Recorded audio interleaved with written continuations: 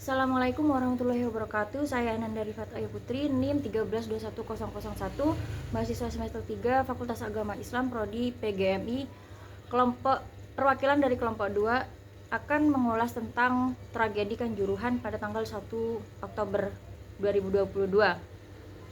Tragedi Kanjuruhan ini terjadi pada tanggal 1 Oktober 2022. Sebelum pertandingan dimulai, aparat menyarankan agar pertandingan itu dimulai pada sore hari, tepatnya jam 03.00.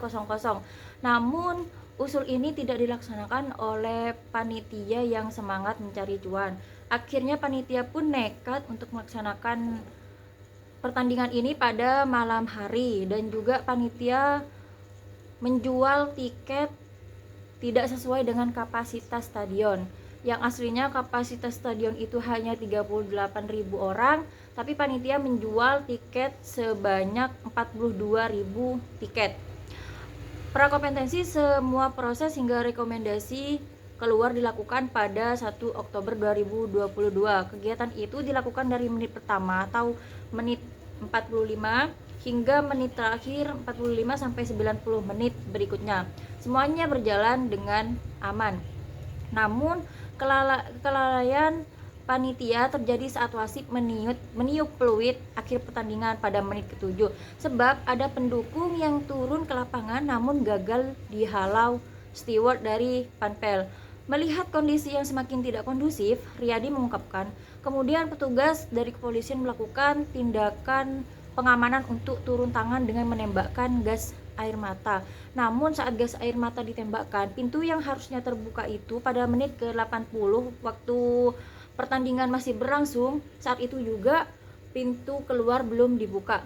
Nah, adapun kesalahan-kesalahan panitia yaitu pertama, TGIPF atau Tim Gabungan Independen Pencari Fakta menganggap Panpel Arema FC tidak memahami tugas dan tanggung jawab dalam menyelenggarakan pertandingan. Yang kedua, Panpel tidak mengetahui adanya ketentuan spesifikasi teknis terkait stadion yang standar untuk penyelenggaraan pertandingan sepak bola, terutama terkait dengan aspek keselamatan manusia.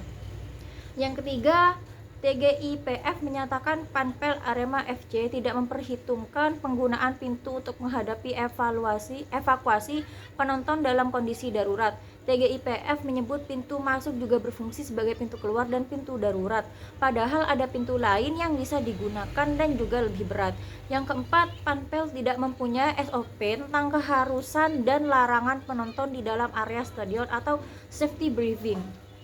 Di sini juga kesalahan dari panitia itu banyak karena mereka juga melalaikan tugas mereka atau tidak memfungsikan pintu-pintu yang ada sehingga membuat para korban berjatuhan.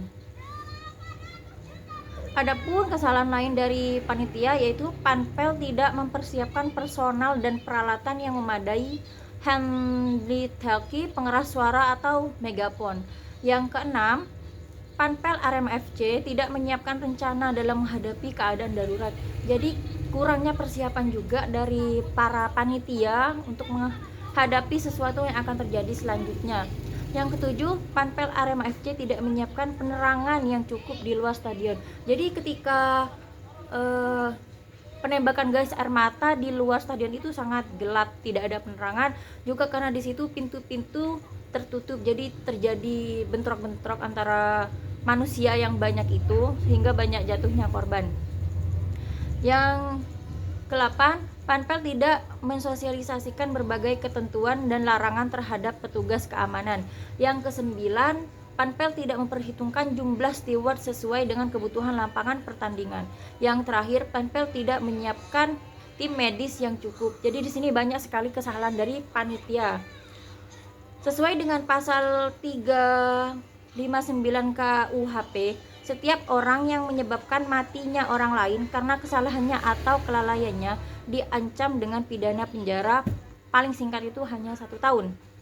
Kemudian pasal 360 KUHP berbunyi, barang siapa menyebabkan luka berat pada seseorang karena kesalahannya dipidana dengan pidana penjara paling lama 5 tahun atau penjara paling lama 1 tahun.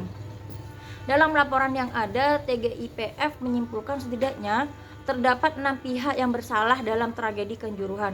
Mereka adalah PSSI, PTLB, panitia pelaksana, security officer, aparat keamanan, dan supporter. Jadi tidak 100% ini kesalahan dari polisi, cuma namun juga kesalahan dari panitia pelaksana, PSSI, dan lainnya. Jadi kesalahan bukan murni dari polisi, juga ada kesalahan dari panitia pelaksana dan kesalahan dari supporter juga. Sekian, terima kasih. Assalamualaikum warahmatullahi wabarakatuh.